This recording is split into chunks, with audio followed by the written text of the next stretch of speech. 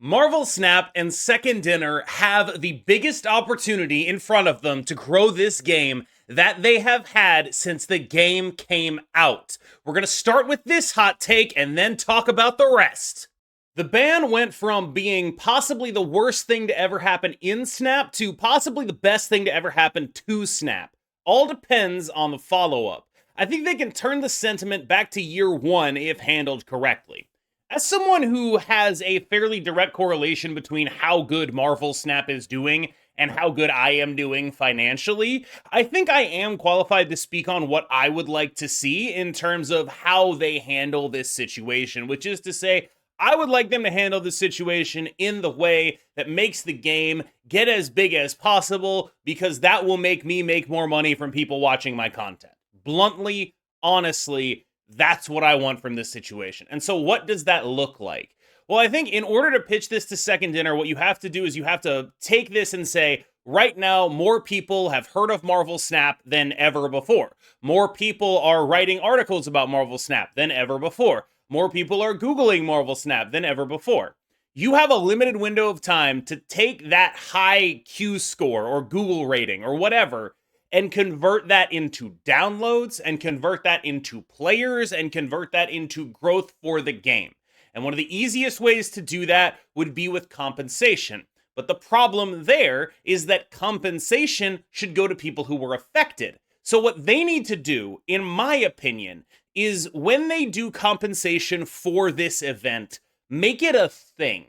Make it like a big server-wide celebration. So it's not just the people getting compensation that are getting compensation for what happened to them, but also that other people, everyone else, is getting something, so that if someone signs up during that period of time, they're going to get a bunch of free stuff. And that makes this more than just compensation. It's also an attempt at, like, maybe you're a lapsed player and you hear that if you go back to Marvel Snap right now, you'll get a bunch of free stuff that'll help you catch up. Maybe you've never played the game before, but if you download it right now, you'll get a bunch of free stuff that'll give you a head start. The problem here is that it does sort of, by necessity, end up being potentially less compensation going to the people who were actually affected. This is the thing that I keep playing around with in my head. Because I think the people who were actually affected are the people who deserve compensation to the highest possible degree. And if you make it a wider thing, does that not sort of by necessity take compensation away from the people who were affected and give it to people who weren't? I don't really know. Like, I've had a lot of conversations about this in my Discord, and I have very often been on the side of, I don't think it's fair to the people who were affected for there to be a bunch of compensation going to everyone else. I know that a lot of people in my Discord have taken the opposite position, and a lot of people in my comments have said, like, look, they can't just do compensation for North America, because then all the European people will feel mad that they didn't get anything for free. And it's like, well, you didn't have anything happen to you. And so I'm torn. On the one hand, that seems like the optimal business strategy. But on the other hand, I find it hard to believe that, let's say they give X level of compensation to just North American people. Then let's say they go to Y level of compensation and they give that to everyone. And North America is still above, but there's still a number here that everyone is getting, right? What would have happened if they decided not to give out Y and then just stacked that on top of X? Is that not taking away from the people who were actually impacted in order to give to the people that weren't impacted? I've seen a lot of people in my comments saying they can't do too much compensation for this because then the other servers or the other people who weren't impacted would be furious. And it's like, on what grounds? On what grounds would they be furious? I don't know. I think business-wise, when I zoom out, the best thing to do is do like a tiered compensation thing where there's one bit of compensation that goes out to everybody and then one bit of compensation that is much higher that goes out to North America or anyone who was affected if you were logged in from a US IP or whatever, right? Like, that kind of stuff seems straightforward to me. But the more you focus on trying to be fair for the compensation specifically, the less you are able to convert this into a good thing for the entire game. So the more you're focused on, are we being fair? Is this the appropriate amount of compensation? We need to do the maximum for compensation, the less you're able to make this an event. And I think that's kind of a hard line to walk. But for me, I would love for them to be extremely generous here and make it an event, make it a whole thing, make it like a, hey, Marvel Snap is in the news. We're going to capitalize by being super generous. And then we're going to announce series drops. And then we're going to announce a reworked acquisition system. Like, this situation can be like dominoes falling down. This could be really good for the game if it is, as they say, a new era in Snap. I think a lot of the problems Snap has had come from their relationship with the publisher. I think them getting a new publisher and moving more services in-house will largely benefit the Snap community overall. I think there's this thing that happens where, not necessarily like gamers TM, but like people love to blame like the people they don't know because they don't want to believe that the people they like are the people making the decisions that hurt them. It's sort of like, to draw a politics analogy, how like it's always someone else's fault when something goes wrong. Like, oh, it's not the thing I believe in. It's these people who aren't believing hard enough in the thing I believe in. Like, oh, it's not that, the person I elected president doesn't want to get this done. He just doesn't have the ability to get this done. You see that kind of stuff a lot where it's like someone else is at fault here. And I think I see a lot of that in how people like to blame Newverse for like pricing and things like that. When every bit of reporting I've ever seen suggests that all pricing is in-house. 100% of pricing decisions are made in-house. It is possible that Newverse gets a cut, and that cut means that they have an impact on pricing in an indirect way, in the sense of like, oh, well, our prices have to be a little higher because we have to pay our publisher or whatever. But that does not seem to explain the way in which people react to the idea that like, oh, okay, Chinese publisher, of course they're being bad. Everything I've seen suggests that all decisions on pricing and everything have been made in-house by various people at Second Dinner. Their product team, not Newverse. Where Newverse interfaces with the product team is mostly in the context of web stuff. So like the web shop is Newverse, I believe. The various weird online-only events that are not in-client are Newverse, I believe. The like weird stuff, like the gacha roll on the web shop, also Newverse, I believe. Like, you can see what Newverse is and would do based on how they act on the web shop, right? That I believe to be a Newverse thing. But in terms of like baseline pricing and stuff like that, like when you talk about what things people don't like about Marvel Snap, they mean the economy. And that I don't think is a Newverse thing. That I think is a Second Dinner thing. They have a certain idea of what they want to do. They're attempting to reach that idea. They have a certain, I would guess, metric for how much money they want to make per card. And they're trying to hit that metric. And that can be informed by Newverse in the sense of like, maybe that is how, maybe like, they have to have a 10% higher metric because they have to pay the publisher 10% or whatever, right? Like maybe that's the impact they have. But I think a lot of people like to blame the people they don't know here. And I don't think there's any evidence for the idea that Newverse is responsible for the economy decisions made by Second Dinner.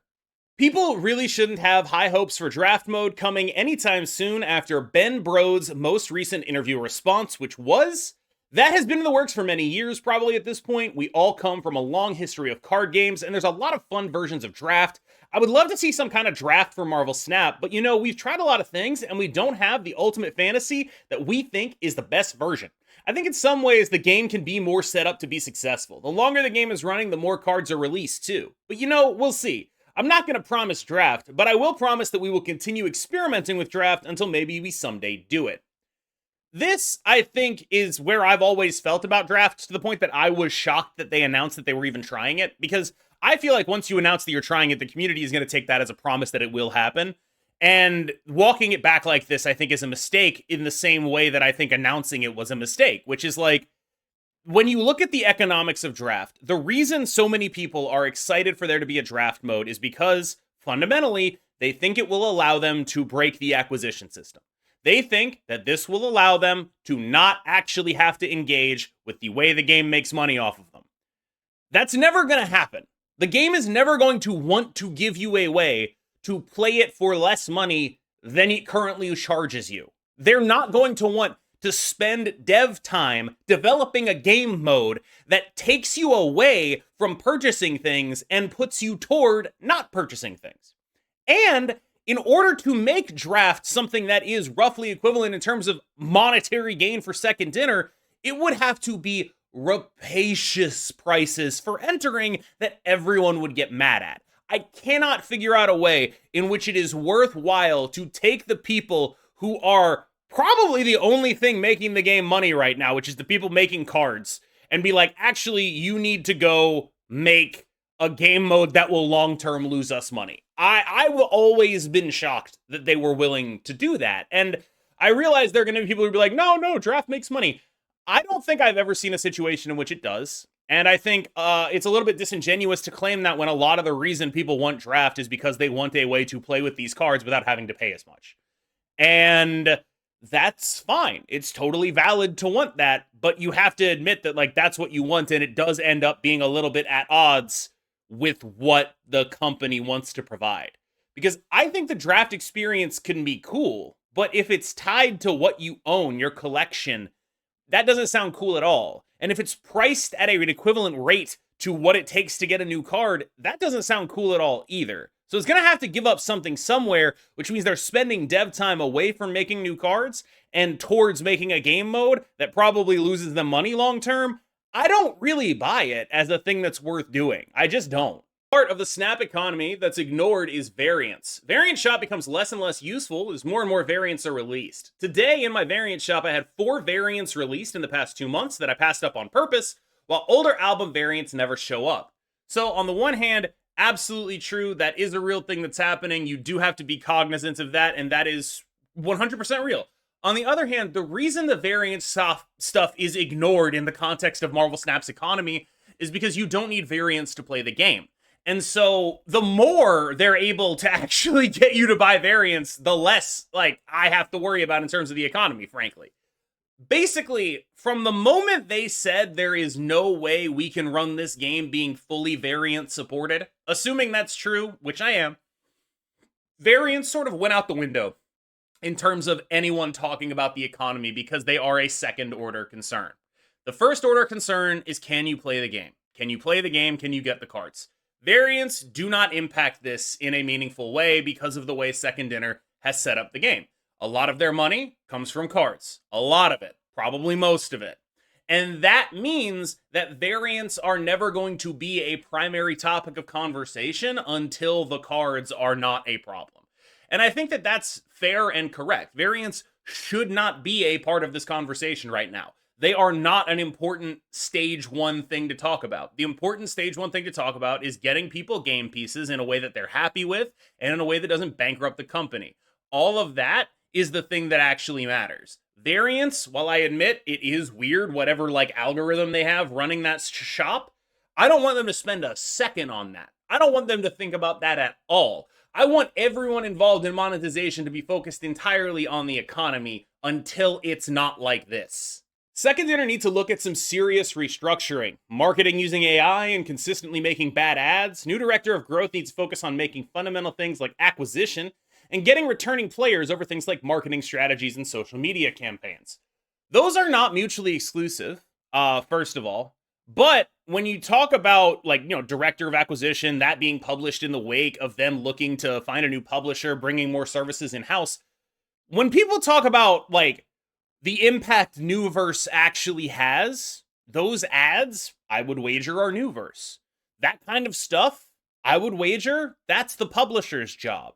The support guys in the Discord, I suspect they are contracted through Newverse. I believe actually the official Discord might be, I know the Newverse people are in there, and I believe they have not necessarily admin roles, but I think the official Discord is more Newverse than Second Dinner, if I had to guess.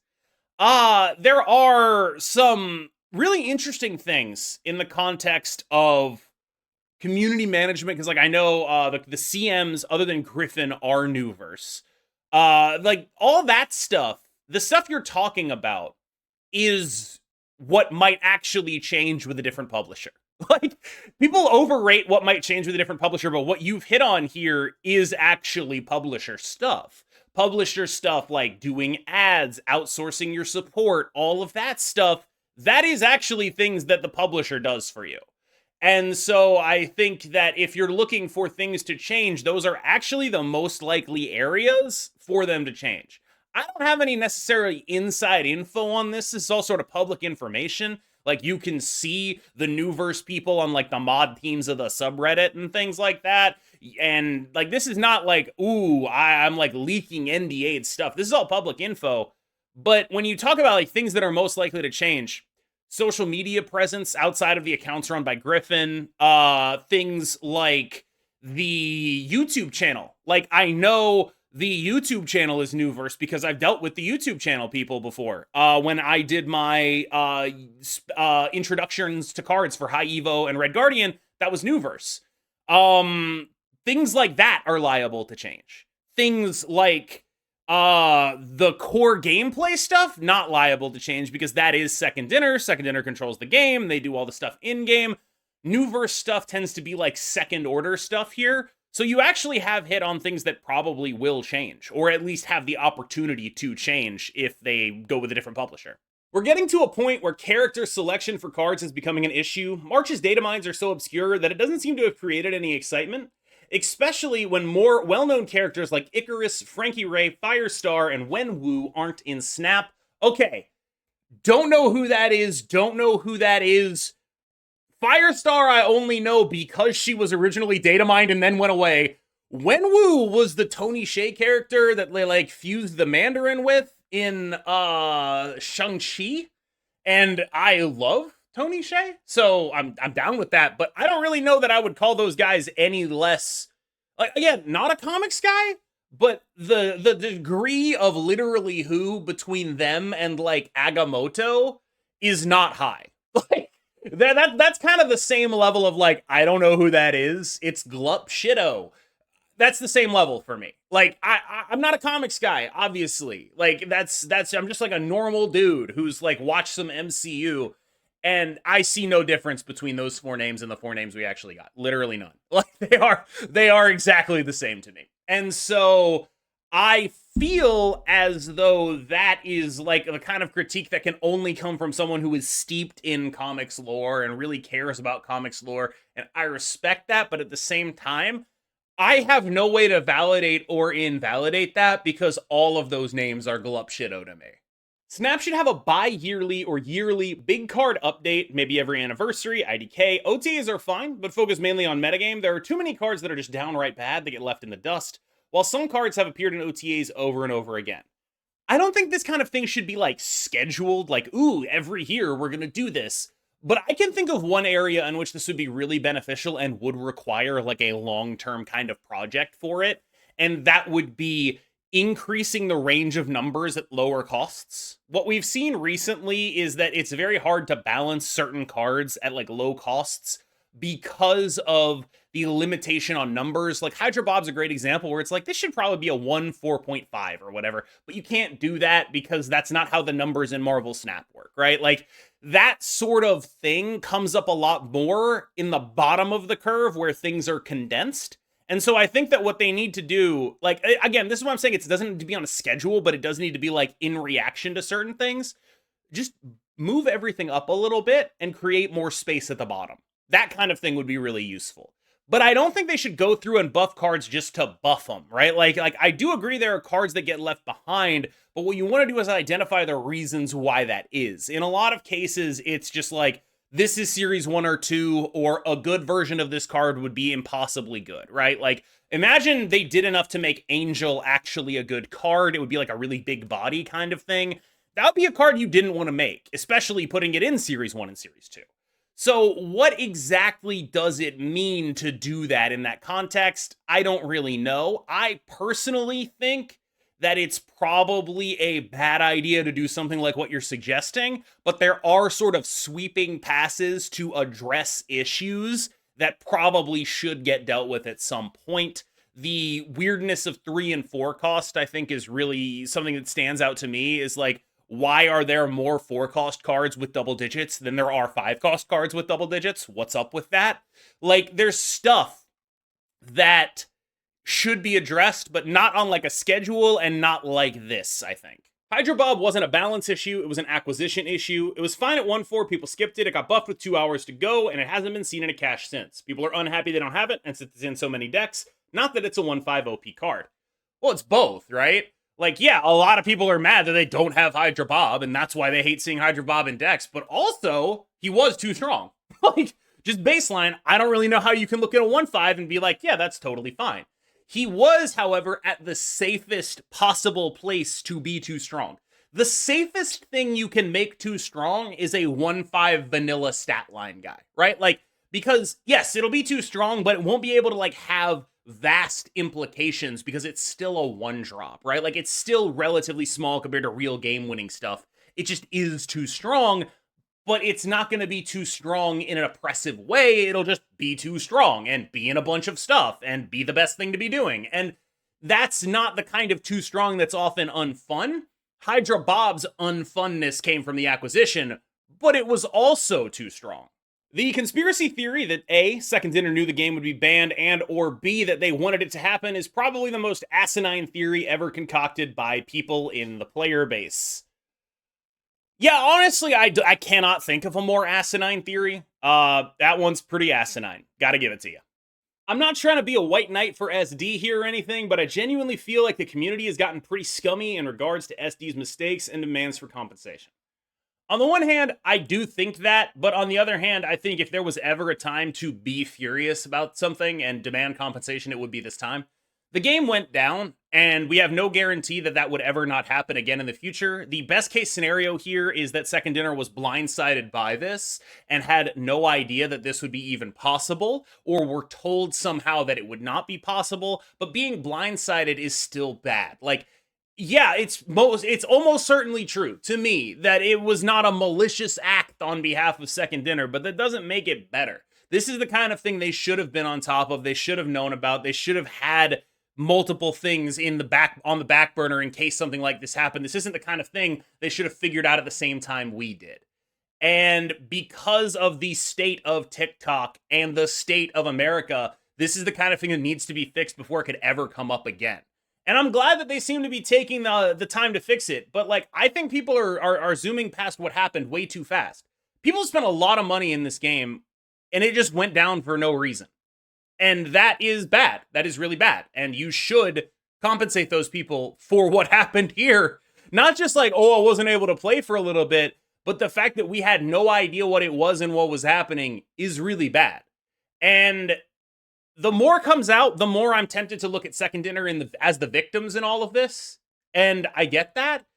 But also, of all the things they have ever done, or that have ever happened to this player base, I think this one is by far the most deserving of compensation.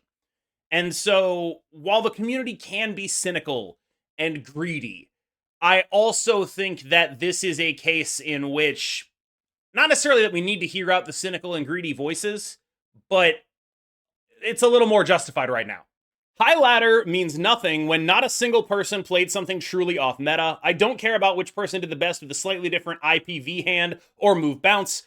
You'll never see a single top 50 player be creative and run fun cards like M'Baku or Uatu. This person does not know ball. Just bluntly, those are like the worst examples you could have picked.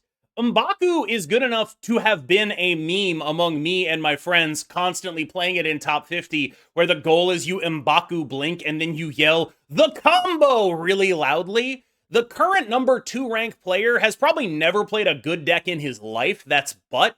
He's like the M'Baku originator. Just like, M'Baku of all cards is not the one to pick if you want to dunk on high infinite players being net deckers, because it is the one card that like probably half of the top 50 has played the most that sucks.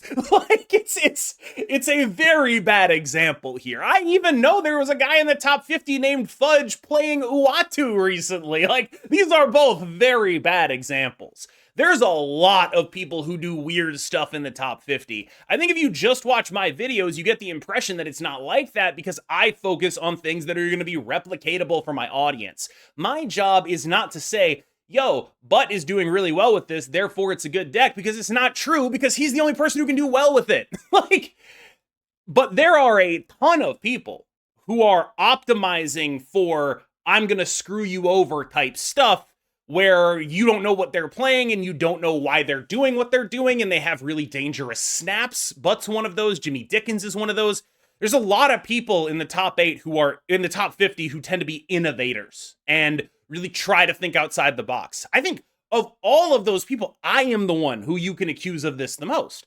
I am the net deckiest of these people. I am the very straightforward play good decks guy. But the idea that nobody is doing it is basically batshit. Like, this is a take you could only have if you have never played in the top 50. All right, y'all, thank you so much. I have been KM Best. You have been phenomenal. I will see you in the next one.